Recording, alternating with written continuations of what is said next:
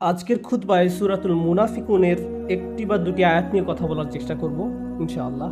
খুতবার বড় একটা অংশ জুড়ে একটি ঘটনা আলোচনা করব, যার প্রেক্ষাপটে সূরাতুল মুনাফিকুন নাজিল করা হয়। আমি পূর্বেও বিভিন্ন সময় এই ঘটনাটি বর্ণনা করেছিলাম, কিন্তু পরে যখন আবার এই ঘটনা নিয়ে অধ্যয়ন বা চিন্তা করলাম, আমি বুঝতে পারলাম যে অনেক কিছু আগের বক্তব্যগুলোতে মিস করেছি। আমি মনে করি এগুলো আমার নিজের জন্য এবং উম্মার জন্য খুবই প্রাসঙ্গিক। তাই সিদ্ধান্ত নিয়েছি আবারও এই সূরাটি ব্যাপক অধ্যয়ন করার এবং নতুন কিছু দৃষ্টিভঙ্গি আপনাদের সাথে শেয়ার করার। এই সূরাটি রাসূল সাল্লাল্লাহু আলাইহি সাল্লামের উপর মদিনাতে অবতীর্ণ হয়।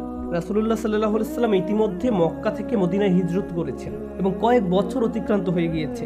এর মধ্যে মুসলমান এবং কুরাইশদের মধ্যে কয়েকটি যুদ্ধ সংঘটিত হয়েছে। তার মাঝে একটি যুদ্ধ ছিল উহুদের যুদ্ধ। আর উহুদ যুদ্ধে মুসলমানরা ব্যাপক ক্ষয়ক্ষতির সম্মুখীন হয়।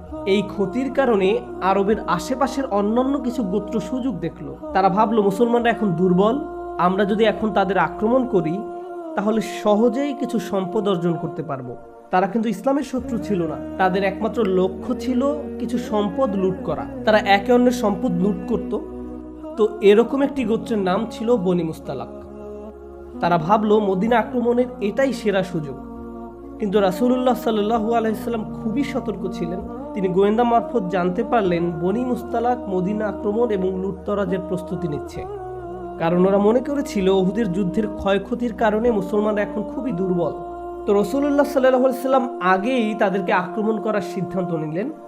তিনি একটি বাহিনী নিয়ে বনু মুস্তালাকের দিকে যাত্রা করেন। এটা বড় ধরনের কোনো যুদ্ধ ছিল না এবং খুব সহজেই তাদের 100-র বেশি লোক বন্দী হয়। এতে মূলত যুদ্ধের সমাপ্তি ঘটে। যুদ্ধবন্দীদের মাঝে বনি মুস্তালাক গোত্রপতির কন্যাও ছিল। তিনি ইসলাম গ্রহণ করেন। তার ইসলাম গ্রহণ করার পর রাসূলুল্লাহ সাল্লাল্লাহু আলাইহি সাল্লাম তাকে বিয়ে করেন। আর বিয়ের উপহার স্বরূপ রাসূলুল্লাহ সাল্লাল্লাহু আলাইহি সাল্লাম তার গোত্রের সকল বন্দীকে মুক্তি দিয়ে দেন। ফলে তারা নিজ গোত্রে ফেরত যান।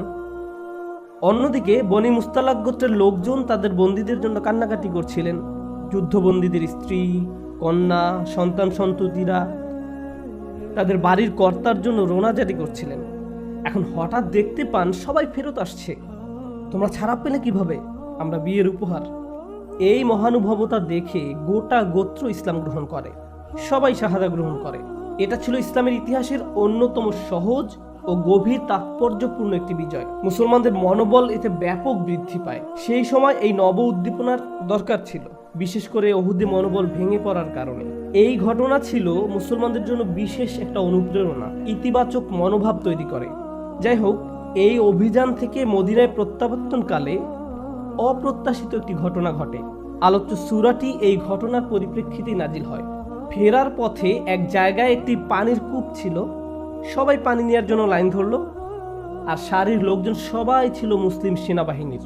মুসলিম সেনাবাহিনী দুই ধরনের লোকজন নিয়ে গঠিত ছিল, মক্কার মুহাজির এবং মদিনার আনসার। আপনাদের জানানোর জন্য বলছি, যদি আরবি না জেনে থাকেন, মুহাজির হলো যারা আল্লাহর সন্তুষ্টির জন্য মক্কা থেকে হিজরত করেছেন। তো তারা তাদের সকল ধন সম্পদ পেছনে ফেলে রাসূলুল্লাহ সাল্লাল্লাহু আলাইহি সাল্লামের প্রতি আনুগত্য দেখিয়ে একেবারে প্রায় নিঃস্ব হয়ে মদিনায় হিজরত করেন। তাই আমরা যখন কাউকে মুহাজির বলি, এটা আসলে খুবই সম্মানজনক একটা উপাধি। বাড়ি ছেড়েছেন, ব্যবসা ছেড়েছেন, কোনো কোনো ক্ষেত্রে এমনকি তারা তাদের পরিবারও ছেড়েছেন, আর শুধু লা ইলাহা ইল্লাল্লাহু মুহাম্মাদুর রাসূলুল্লাহ এর কারণে। পানির জন্য দাঁড়ানো এই সারির কিছু মানুষ ছিলেন মুহাজিরদের অন্তর্ভুক্ত, আর অন্যরা ছিলেন আনসার। আর আনসার হলেন মদিনার অধিবাসী, যারা মুহাজিরদের অকল্পনীয় সাহায্য করেছিলেন। আরবিতে মুসাইদ অর্থ যিনি সাহায্য করেন, কিন্তু আরবি আর নাসের অর্থ যিনি বড় ধরনের সাহায্য করেন, ব্যাপক সাহায্য। মদিনার আনসাররা মক্কা থেকে আগত মুহাজিরদের অকল্পনীয় সাহায্য করেছিলেন। তারা তাদের থাকার জায়গা দিয়েছেন। তারা নিজেরাও তেমন ধনী ছিলেন না, কিন্তু তারপরেও তারা মুহাজিরদের সাথে বাড়ির জায়গা শেয়ার করেছেন, জীবিকা শেয়ার করেছেন। আক্ষরিক অর্থেই তারা তাদের জীবনের সব উপায় উপকরণ মুহাজিরদের সাথে শেয়ার করেছেন। বর্তমানে আমি আপনি 3, 4 বা 5 বেডরুমের বাসায় থাকি। কোনো মেহমান বাসায় আসার কারণে আপনি হয়তো অতিরিক্ত যে রুমটি ছিল সেটি নিজে ব্যবহার করতে পারছেন না। আর তখনকার সময় তাদের বাড়ি ছিল 1 রুমের, এতটুকুই ছিল। কোনো আলাদা রুম তৈরি করতে হলে মাঝখানে চাদর টাঙাতে হতো, এই দেখো আলাদা রুম। আর মুহাজিররা শুধু 1 দিন বা 2 দিন বেড়াতে আসেননি, এভাবে 2টি পরিবার একসাথে বসবাস করত। আনসাররা যা করেছেন তা ছোট কোনো ব্যাপার ছিল না। বলছেন ওয়ায়ুসিরুনা আলা আনফুসিহিম ওয়ালাউ কানা বিহিম খাসাসা, এবং যারা নিজেদের অভাব থাকা সত্ত্বেও নিজেদের উপর তাদেরকে অগ্রাধিকার দেয়, যদিও তাদের ক্ষুধা তাদেরকে কষ্ট দিচ্ছে, তারা শুধু একবার বা দুইবার ক্ষুধায় কষ্ট পেয়েছেন এমন নয়। তো যাই হোক, মুহাজির এবং আনসারদের কিছু লোক পানির জন্য লাইনে দাঁড়িয়ে আছেন। সে সময় মক্কার এক মুহাজির, যার নাম ছিল জাহজাহ, জাহজাহ মজার একটা নাম, জাহজাহ, তিনি ছিলেন হযরত উমারের দাস। তিনি লাইনে দাঁড়ানো অবস্থায় মদিনার খাজরাজ গোত্রের এক সদস্যের সাথে তর্কে জড়িয়ে পড়েন, যার নাম ছিল সিনান ইবনে উবার। জাহজাহ এবং সিনান পরস্পর ঝগড়ায় জড়িয়ে পড়েন এবং এক পর্যায়ে জাহজাহ সিনানকে লাথি মারেন, সজোরে লাথি। এর ফলে আনসার সাহাবী সিনান খুবই মনক্ষুণ্ণ হয়ে পড়েন। তুমি মক্কা থেকে এসেছো আর আমার সাথে এমন করছো? তুমি আমার সাথে এমনটি করতে পারো না। তিনি চিৎকার করে আনসারদের ডাক দিলেন, ইয়া মা'আশারাল আনসার। তিনি চিৎকার করে আনসারদের ডাক দিলেন। আরেক বর্ণনায় এসেছে ইয়া আল আনসার, অর্থাৎ হে আনসারীরা, মদিনার আনসাররা, এদিকে আসো, দেখো এই লোক আমার সাথে কি করছে। অন্যদিকে জাহজাহ বলল, ও তুমি আমার বিরুদ্ধে তোমার দলবল ডাকছো? আমারও দলবল আছে। তিনি বলে উঠলেন, ইয়া আল মুহাজিরিন। ক্যাম্পের সকল মুহাজির তার পেছনে এসে জড়ো হলো। যেটা শুরুতে ছিল মাত্র দুই ব্যক্তির ঝগড়া, একটু পরেই তা দুই দলের ঝগড়ায় পরিণত হলো। সবাই মারামারি করার জন্য প্রস্তুত, কারণ তারা সবাই লম্বা ভ্রমণে ক্লান্ত এবং ঠিকমতো চিন্তা করতে পারছিলেন না। আলোচনা সামনে আগানোর পূর্বে এই ব্যাপারটাতে একটু ফোকাস করতে চাই। কোত্থেকে উদয় হলো? যখন আপনি লা ইলাহা ইল্লাল্লাহ বলেন, আপনার জাতীয়তা এখন আর মুখ্য কোনো বিষয় নয়, আপনি কোন গোত্রের সেটাও মুখ্য বিষয় নয়, আপনি কোন ভাষায় কথা বলেন তাও মুখ্য বিষয় নয়। এখন অন্য একজন মানুষের সাথে আপনার সম্পর্ক নির্ধারিত হয় এই সব কিছুর চাইতেও গুরুত্বপূর্ণ একটি বিষয় দিয়ে, তা হলো লা ইলাহা ইল্লাল্লাহ। আর সাহাবারা এটা জানতেন। ব্যাপারটা এমন নয় যে তারা বুঝতেন না। অন্য একজন মুসলমানের সাথে আমাদের যে ঈমানের বন্ধন রয়েছে, সেটাই আমাদের জীবনের একমাত্র বন্ধন নয়। আমাদের গোত্রীয় বন্ধন রয়েছে, দেশ হিসাবে আমাদের একটি পরিচয় আছে, আমাদের ভাষাগত এবং জাতিগত পরিচয় রয়েছে। এখন আপনি যদি বাংলাদেশি হয়ে থাকেন আর একজন বাংলাদেশি আপনার কাছে এসে বসে এবং আপনারা দুজন কথা বলতে শুরু করেন, এতে কোনো সমস্যা নেই, কারণ ভাষাগত দিক থেকে আপনাদের মাঝে একটা বন্ধন রয়েছে, এটা প্রাকৃতিক। আপনি যদি নিউ ইয়র্ক সিটিতে যান, দেখবেন গোটা অঞ্চল ম্যান্ডারিন ভাষায় অধ্যুষিত, এমনকি দোকানের সাইনবোর্ডগুলো চাইনিজ ম্যান্ডারিন ভাষায় লেখা। অন্য প্রতিবেশী অঞ্চল পাবেন যা গ্রিক অধ্যুষিত, আবার কোনো কোনো অঞ্চল সম্পূর্ণ আরব অধ্যুষিত, আবার কোনো কোনো পাড়া শুধু আরব নয় বরং ইয়েমেনি অধ্যুষিত, কেউ পাঞ্জাবি, আবার কেউ সম্পূর্ণ বাংলাদেশি। এমনটা হয় কারণ প্রকৃতিগতভাবে মানুষ পরিচিত মানুষদের কাছাকাছি থাকতে পছন্দ করে। আমরা মানুষ, তাই এমন আচরণ করি। আল্লাহ আমাদের এভাবে তৈরি করেছেন। ওয়াজআলনাকুম শুউবান ওয়া ক্বাবাইলা লিতাআরাফু। তিনি তোমাদের জাতি এবং গোত্রে বিভক্ত করেছেন যেন তোমরা একে অপরকে চিনতে পারো। এখন আমি আপনাদের যে ব্যাপারটার উপর ফোকাস করতে বলবো তা হলো, সে সময় ওই দুইজন সাহাবী যে নাম ধরে নিজ নিজ দলের লোকজনকে আহ্বান করেছিল, তা আসলে কোনো জাতিগত নাম ছিল না। এভাবে বলা হয়নি ইয়া আহলাল মক্কা বা ইয়া আহলাল ইয়াসরিব, হে মক্কার মানুষেরা বা মদিনার মানুষেরা। তারা ব্যবহার করেছেন মুহাজিরিন এবং আনসার শব্দদ্বয়। জাতিগত উৎপত্তির সাথে কোনো সম্পর্ক নেই, জাতীয়তার সাথেও এর কোনো সম্পর্ক নেই। এই দুই শব্দের সাথে অঞ্চলগত কোনো সম্পর্কও নেই। সম্পর্ক আসলে অবদানের সাথে। অবদানের উপর ভিত্তি করেই কেউ মুহাজির আর কেউ আনসার। মুহাজিরদের অবদান হলো তারা হিজরত করেছেন। তো আমি যে বিষয়টা বোঝাতে যাচ্ছি তা হলো, তারা যে দুটি শব্দ ব্যবহার করেছেন তা মূলত খুবই সুন্দর দুটি শব্দ। এই মানুষগুলোর মহত্ব বর্ণনা করতে গিয়ে আল্লাহ এই শব্দগুলো কোরআন মাজিদে ব্যবহার করেছেন। এগুলো ছোট কোনো শব্দ নয়। যে কোনো জাতির মর্যাদার চাইতেও এই শব্দগুলোর মর্যাদা অনেক বেশি। একদিকে এখানে মারামারি লেগে যাওয়ার একটা সম্ভাবনা তৈরি হয়েছে, আবার অন্যদিকে এখানে একটি সৌন্দর্য পরিলক্ষিত হয়। মক্কার সাহাবীরা নিজেদেরকে মক্কার মানুষ হিসাবে দেখার পরিবর্তে প্রথমে মুহাজির হিসাবে দেখলেন। মদিনার সাহাবীরা নিজেদেরকে মদিনার মানুষ হিসাবে দেখার পরিবর্তে প্রথমে আনসার হিসাবে দেখলেন। কিন্তু মাথায় একটা কিছু বলছে, তোমরা বাহিরের অঞ্চল থেকে এসেছো আর আমরা তোমাদের সাহায্য করেছি, তুমি আমাকে এভাবে লাথি দিবে? গোত্রীয় প্রথার কিছু একটা তখন মাথাচাড়া দিয়ে উঠেছিল। এই ঘটনার কথা রাসূলুল্লাহ সাল্লাল্লাহু আলাইহি সাল্লামকে জানানো হলো। তিনি বললেন, দাউহা, পরিত্যাগ করো, পরিত্যাগ করো, ফা ইন্নাহা কালিমাতুন মুমতিনা, এটা একটা মুমতিনা শব্দ। মুমতিনা অনুবাদ করা কিছুটা কঠিন। ইবনে মানজুরের লিসানুল আরব গ্রন্থে এর অনুবাদ করা হয়েছে রাইহা আল কারিহা, বিরক্তিকর দুর্গন্ধ, ঘৃণিত গন্ধ। রাসূলুল্লাহ সাল্লাল্লাহু আলাইহি ওয়াসাল্লাম বলেছেন, তারা যে শব্দগুলো ব্যবহার করেছে তা নিদারুণ দুর্গন্ধযুক্ত। ত্যাগ করো। যখন কোনো কিছুর দুর্গন্ধ ছড়িয়ে পড়ে আমরা তার থেকে দূরে সরে পড়ি, এমন একটি চিত্রই রাসূলুল্লাহ সাল্লাল্লাহু আলাইহি ওয়াসাল্লামের কথা থেকে পাওয়া যায়। এখানে যে শব্দগুলো ব্যবহার করা হয়েছে তা এতই দুর্গন্ধযুক্ত যে এখান থেকে দূরে সরে পড়ো, একে প্রশ্রয় দিও না, এর কাছেও যেও না, এটা নিয়ে আর কথাও বলতে যেও না। তারা কি কোনো খারাপ শব্দ ব্যবহার করেছে? তারা কি কোনো মন্দ ভাষা ব্যবহার করেছে? তারা খুবই সুন্দর দুটি শব্দ ব্যবহার করেছে। এই শব্দগুলো কোরআনে উল্লেখ করা হয়েছে। কোরআনে আল্লাহ তাআলা এই মানুষগুলোর প্রশংসা করেছেন, আর এগুলো কোরআনের সবচেয়ে সুন্দরতম উপায়ে ব্যবহার করা হয়েছে।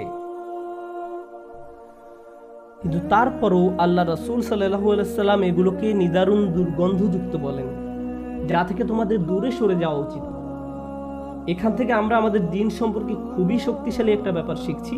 সেটা হলো শুধু ভালো শব্দের ব্যবহার নয়, বরং শব্দগুলো কোন নিয়তে ব্যবহার করা হচ্ছে। আপনি শ্রেষ্ঠ শব্দ ব্যবহার করতে পারেন, বরং শব্দগুলো কোন নিয়তে ব্যবহার করা হচ্ছে। আপনি শ্রেষ্ঠ শব্দ ব্যবহার করতে পারেন, কিন্তু এই শ্রেষ্ঠ শব্দ যখন বিভক্তি তৈরি করার কাজে ব্যবহার হয়, যখন এগুলো দিয়ে দলাদলির একটি ভাবধারা জাগিয়ে তোলা হয়, আমরা এইদিকে তোমরা ওইদিকে, এভাবে কোন্দল সৃষ্টি করা হয়, তখন শ্রেষ্ঠ শব্দ নিদারুণ দুর্গন্ধযুক্ত শব্দে পরিণত হতে পারে। বরং এই শব্দগুলো উচ্চারণের পেছনে কি কারণ বর্তমান ছিল তাও গুরুত্বপূর্ণ। আমাদের বোঝার জন্য বলছি, বিভিন্নভাবে আলহামদুলিল্লাহ বলা যায়। কেউ আপনাকে জিজ্ঞেস করলো দিনকাল কেমন যাচ্ছে, সুন্দরভাবে বললেন আলহামদুলিল্লাহ। অন্য একদিন কেউ জিজ্ঞেস করলো দিনকাল কেমন যাচ্ছে, আমি অনেক সমস্যার মধ্যে দিয়ে যাচ্ছি, তারপরও আলহামদুলিল্লাহ বলা উচিত, আলহামদুলিল্লাহ। আপনি যখন কাউকে সালাম দিবেন তখন আপনার মাঝে কোনো বিতর্ক থাকে না। সালাম দেওয়ার মাধ্যমে আপনি আসলে বলছেন, আমার এবং আপনার মাঝে শান্তি বজায় আছে, আর আমি আশা করি আপনার জীবনের সব কিছুতেই শান্তি বজায় থাকুক। আমি দোয়া করছি আল্লাহ আপনার উপর শান্তি বর্ষিত করুন। আমরা ভালো আছি এবং আমাদের মাঝে কোনো সমস্যা নেই। আপনি যখন কাউকে মেজাজ খারাপ করে সালাম দেন, সেটা শান্তিপূর্ণ নয়, এটা নোংরা সালাম। সুন্দর একটি শব্দ, কিন্তু ব্যবহার করা হয়েছে দুর্গন্ধযুক্ত উপায়ে। রাসূলুল্লাহ সাল্লাল্লাহু আলাইহি ওয়াসাল্লাম এই ব্যাপারটাতেই ফোকাস করেছিলেন, ইন্নাহা কালিমাতুন মুনতিনা। এখানেই ঘটনার সমাপ্তি হয়নি, কিন্তু এখান থেকে যে ব্যাপারটি আমাদের উপলব্ধি করা প্রয়োজন, আমাদের মুসলমানদের বিভিন্ন সংগঠন সমাজে বিভিন্ন ধরনের অবদান রেখে চলছে। আপনি হয়তো বাইয়েনা ক্যাম্পাসে বসে বসে কোনো খুতবা শুনছেন। বাইয়েনা একটি নাম মাত্র, এটা একটা লেবেল। এছাড়াও যুক্তরাষ্ট্রে আরও মুসলিম শিক্ষা প্রতিষ্ঠান রয়েছে, যেমন জাইতুনা, আল মাগরিব, মিশকাত বিশ্ববিদ্যালয়। এছাড়াও বিশ্বের নানা প্রান্তে আরও বিশ্ববিদ্যালয় রয়েছে যারা বিভিন্নভাবে মুসলমানদের শিক্ষা দিয়ে যাচ্ছেন। দাওয়ার সংগঠন আছে, রিলিফ দেওয়ার সংগঠন আছে। উদাহরণস্বরূপ আমাদের আমেরিকাতে অনেকগুলো 4 অক্ষরের সংগঠন রয়েছে, ইসনা, ইকনা। 3 অক্ষরের সংগঠনও আছে, যেমন ম্যাস ইত্যাদি। আমাদের এত সব সংগঠন দেখে অনেক মানুষ এভাবে বলে ওঠে, আমাদের এত বেশি সংগঠন কেন? মুসলমানদের তো এক থাকার কথা, আমাদের একটা মাত্র সংগঠন থাকা উচিত। অথচ এমনকি কোরআনেও আল্লাহ কি মুসলমানদের মুহাজির এবং আনসার নামক 2টা লেবেল দ্বারা আলাদা করেছেন? হ্যাঁ, করেছেন। তাদের অবদানের উপর ভিত্তি করে তিনি এটা করেছেন। এই সকল সংগঠনের কাজের জায়গা এবং ক্ষেত্র ভিন্ন ভিন্ন। আমরা খুবই ভাগ্যবান যে আমরা এমন একটি শহরে বাস করছি যেখানে শত শত মসজিদ রয়েছে। আমরা যদি সবাই একটি সংগঠনের আন্ডারে কাজ না করে থাকি, কি হয়েছে তাতে? এতে কি হয়েছে যদি কিছু মানুষ কোনো একটি দোকানের সামনের অংশে নামাজ পড়া শুরু করে, পরে ধীরে ধীরে সেখানে একটি মসজিদ গড়ে ওঠে?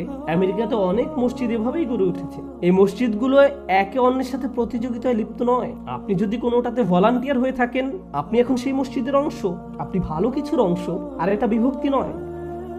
কিন্তু যখনই আপনি এই সুন্দর সুন্দর শব্দগুলো, সংগঠনের নামগুলো, যা মূলত আমাদের দিনে অবদানের প্রতিনিধিত্ব করে এবং আমাদের দিনের সেবা করার একটি প্রচেষ্টার নাম, যখন এই নামগুলো ব্যবহার করা শুরু করেন বিভক্তি তৈরি করার জন্য, নিজেকে শ্রেষ্ঠ প্রমাণ করার জন্য, অথবা প্রতিযোগিতায় আপনি কিভাবে এগিয়েছেন তা প্রমাণ করার জন্য, তখন এই নামগুলোই দুর্গন্ধযুক্ত শব্দে পরিণত হয়।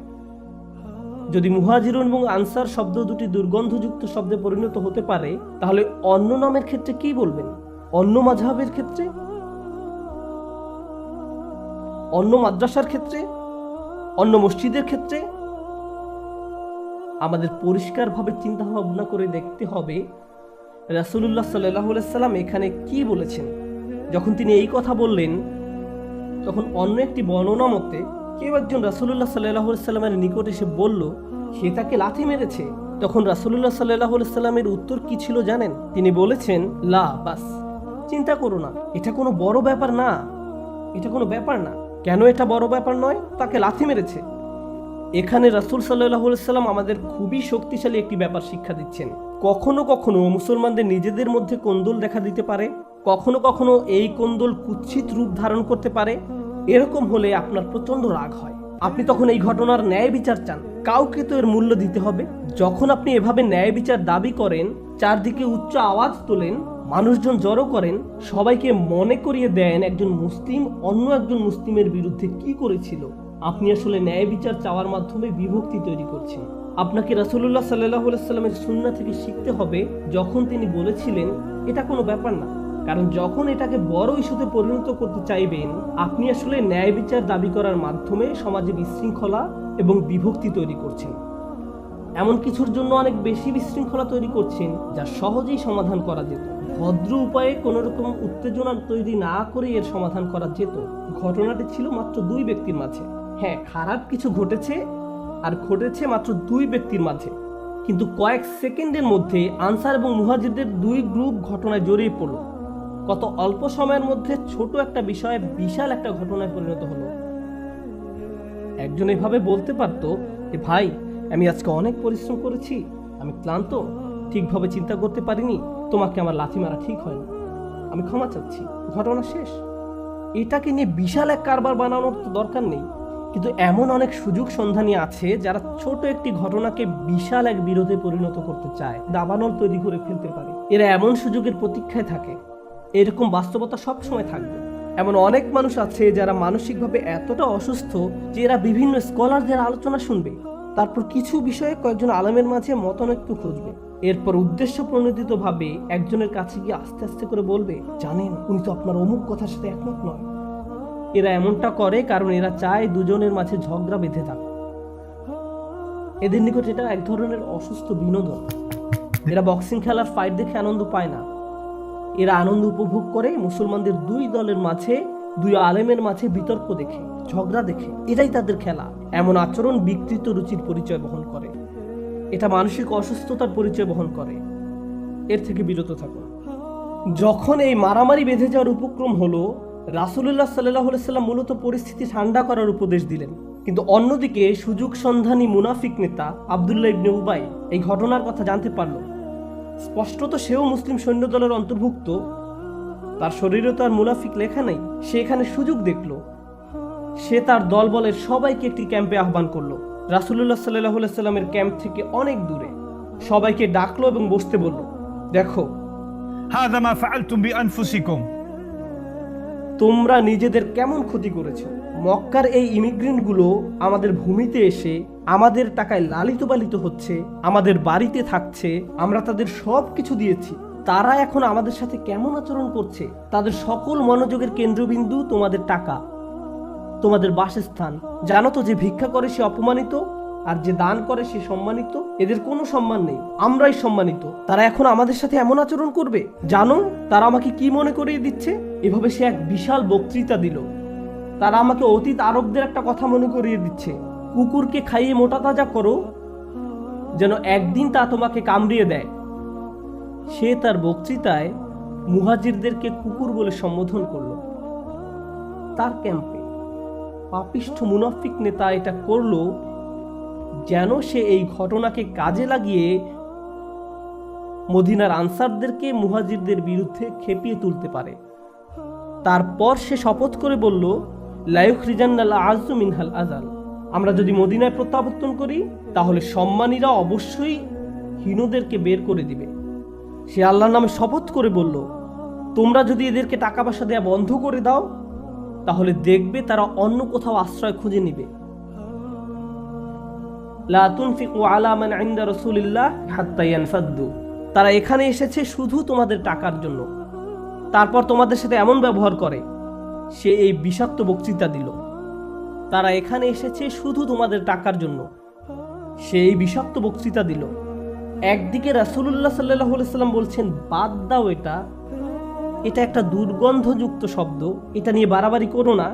আর পক্ষান্তরে এই লোকটা আগুনে তেল ঢালছে, সে চায় আগুন চারিদিকে ছড়িয়ে পড়ুক, কিন্তু সে জানতো না যে তার গোপন মিটিংয়ে একজন ছোট বালক বসে আছে। তিনি ছিলেন যায়েদ ইবনে আরকাম রাদিয়াল্লাহু তাআলা আনহু। 10-12 বছর বয়সের হবে তিনিও শ্রোতাদের মাঝে বসে আছেন। এই বিষাক্ত বক্তৃতার পুরোটা শুনলেন। তিনি তার চাচার কাছে ফিরে গেলেন এবং আব্দুল্লাহ ইবনে উবাই যা যা বলেছে সবকিছু তার নিকট বর্ণনা করলেন। তার চাচা রাসূল সাল্লাল্লাহু আলাইহি সাল্লামের ক্যাম্পে গেলেন, হযরত ওমরও সেখানে বসা ছিলেন। তিনি বললেন, আব্দুল্লাহ ইবনে উবাই অমুক অমুক কথা বলেছে। তোমাকে কে বলেছে? 10-11 বছর বয়সের যায়েদ। রাসূলুল্লাহ বলতে পারতেন, আচ্ছা, কিন্তু আমরা তো একটা বাচ্চার কথা বিশ্বাস করতে পারি না। না, তিনি কোনো প্রশ্ন করলেন না। যায়েদ বলেছে, ঠিক আছে। হযরত ওমর বললেন, আমি একজনকে চিনি, আম্মার। সে গোপনে তাদের ক্যাম্পে গিয়ে ইবনে উবাইয়ের মাথা কেটে ফেলতে পারবে। আপনি শুধু অনুমতি দিন, আমি এটা সামলাবো। এই কাজের জন্য সঠিক লোককে আমি চিনি। রাসূলুল্লাহ সাল্লাল্লাহু আলাইহি সাল্লাম বললেন, লা ইয়া ওমর, লা ইয়া ওমর, না হে ওমর, আমরা এমনটা করতে যাচ্ছি না। কারণ মানুষ বলা বলি করবে মুহাম্মদ তার নিজের লোকদের হত্যা করে। আলোচনা সামনে আগানোর পূর্বে একটা ব্যাপার পরিষ্কার হওয়া জরুরি। হযরত ওমর রাদিয়াল্লাহু তাআলা আনহু কেন হত্যা করার কথা বললেন? এটা কি বর্বর আচরণ নয়? যেমন খ্রিস্টানরা বলে থাকে শরিয়া ল মানুষকে খুন করার কথা বলে। একটি বিষয় এখানে বোঝার চেষ্টা করুন, সবাই এখানে একটি সেনাবাহিনীর অংশ হয়ে অভিযানে যোগদান করেছে। যখন কোনো সেনাবাহিনী অভিযানে যোগদান করে আর এমত অবস্থায় ভেতর থেকে কেউ বিভক্তি তৈরি করার প্রচেষ্টা চালায়, তখন তার কাজগুলো বড় ধরনের বিশ্বাসঘাতকতা এবং গোয়েন্দাবৃত্তি হিসেবে গণ্য করা হয়, যার শাস্তি হলো মৃত্যুদণ্ড। কারণ সে গোটা সেনাবাহিনীকে বিপদে ফেলছে। পৃথিবীর সব সেনাবাহিনীতে এই আইন মানা হয়, প্রাচীনকাল থেকে শুরু করে আজ পর্যন্ত। এমন আচরণকে বড় ধরনের বিশ্বাসঘাতকতা হিসেবে গণ্য করা হয়। তাই হযরত ওমর যখন তাকে হত্যা করার কথা বলছেন, তিনি কোনো ইসলামী আইন প্রয়োগের কথা বলছেন না। তিনি বলছেন বিশ্বাসঘাতকদের সাথে যে কোনো সেনাবাহিনীতে তো এমনই করা হয়। কিন্তু রাসূলুল্লাহ সাল্লাল্লাহু আলাইহি ওয়াসাল্লাম বলছেন, না, আমরা এমনটা করব না ওমর। যদিও সে এই শাস্তি পাওয়ার যোগ্য ছিল, কেউ এতে কোনো আপত্তি জানাতো না, এটাই তো করার কথা। কিন্তু রাসূল সাল্লাল্লাহু আলাইহি ওয়াসাল্লাম এমনটি করলেন না। তিনি ইবনে উবাইকে ডেকে পাঠালেন, তাকে ডাকো, দেখি সে কি বলে। ইবনে উবাই জানতো না যে রাসূলুল্লাহ সাল্লাল্লাহু আলাইহি ওয়াসাল্লাম জেনে যাবেন। ইবনে উবাই রাসূলুল্লাহ সাল্লাল্লাহু আলাইহি ওয়াসাল্লামের ক্যাম্পে আসলো, আর বালক যায়েদ ইবনে আরকাম রাদিয়াল্লাহু তাআলা আনহু ছিলেন ক্যাম্পের বাহিরে। তিনি জানতেন না যে ভেতরে কি হচ্ছে। আপনাদের মনে আছে তো, তার চাচা রাসূল সাল্লাল্লাহু আলাইহি ওয়াসাল্লামের কাছে গিয়ে ব্যাপারটা বলেছিল। বালক যায়েদ জাননি। আব্দুল্লাহ ইবনে উবাই রাসূলুল্লাহ সাল্লাল্লাহু আলাইহি ওয়াসাল্লামের কাছে গিয়ে উচ্চ আওয়াজে শপথের পর শপথ করে সবকিছু অস্বীকার করলো। আল্লাহে, কে আমার বিরুদ্ধে এই মিথ্যা রটিয়েছে? আমি বিশ্বাস করি আপনি আল্লাহর রাসূল। কেন আমি আপনার বিরুদ্ধে এমন কথা বলতে যাব? আমি কেন আমার ভাইদের বিরুদ্ধে এমন কিছু বলতে যাব? আমি কত ত্যাগ স্বীকার করেছি, আমি যুদ্ধ করতে এসেছি, আসিনি। আপনি কিভাবে আমাকে এমন প্রশ্ন করতে পারেন? আমার কথার উপর আপনি কার কথাকে প্রাধান্য দিচ্ছেন? আমি কি নিজেকে প্রমাণ করিনি? এভাবে রাসূল সাল্লাল্লাহু আলাইহি সাল্লামকে লেকচার দিতে লাগলো, তার গলার স্বর উঁচু করে। রাসূলুল্লাহ সাল্লাল্লাহু আলাইহি সাল্লাম বললেন, তুমি যেতে পারো, আমি আর কোনো ননসেন্স শুনতে চাই না, তুমি চলে যেতে পারো। তিনি তার সাথে তর্কে গেলেন না।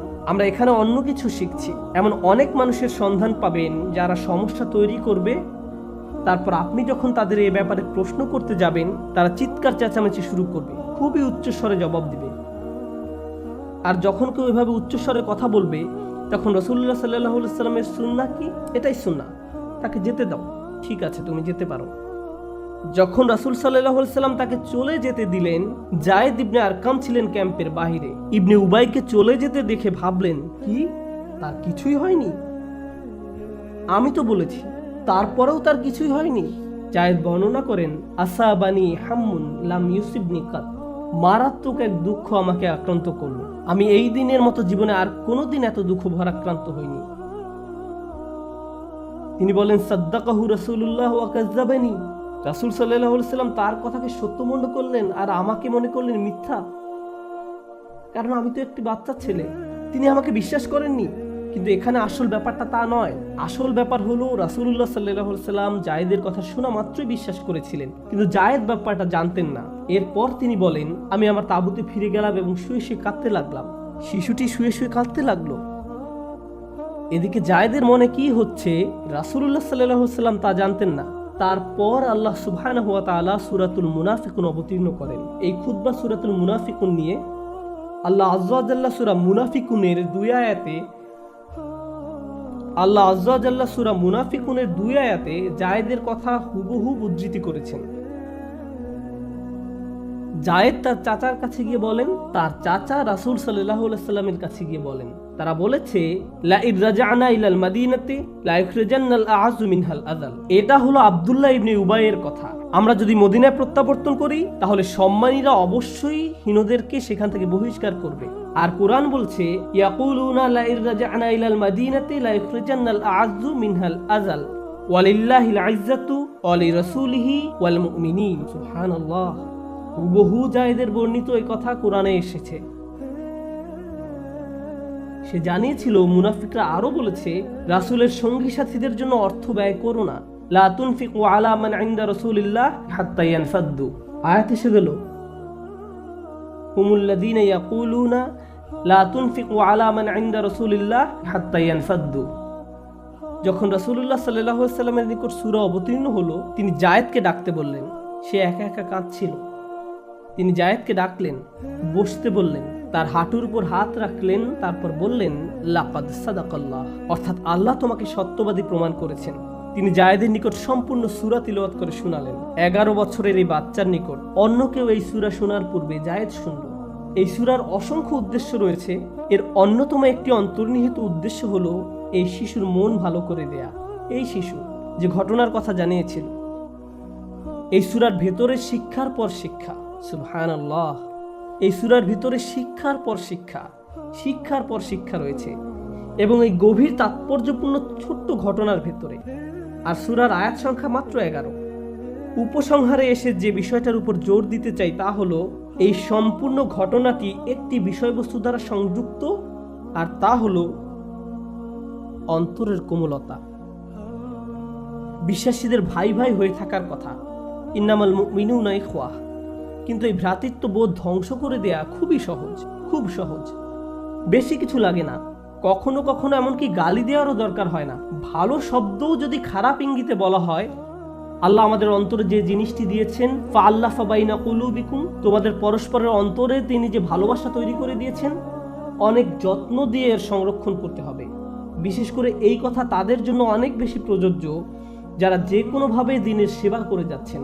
আপনি হয়তো স্বেচ্ছাসেবামূলক কাজ করছেন, কোনো ইসলামী সংগঠনের সদস্য হয়ে কাজ করছেন, তখন আপনাকে অনেক বেশি সতর্ক থাকতে হবে যেন আপনারা একটি গ্যাংয়ে পরিণত না হন যারা অন্যদের সম্মানহানি করে কথা বলে। অতিরিক্ত সতর্ক থাকতে হবে। আপনি যদি এই কোমলতা উপলব্ধি করতে পারেন তাহলে পরবর্তী পর্যায়ের স্পর্শকাতর বিষয়টিও উপলব্ধি করতে পারবেন।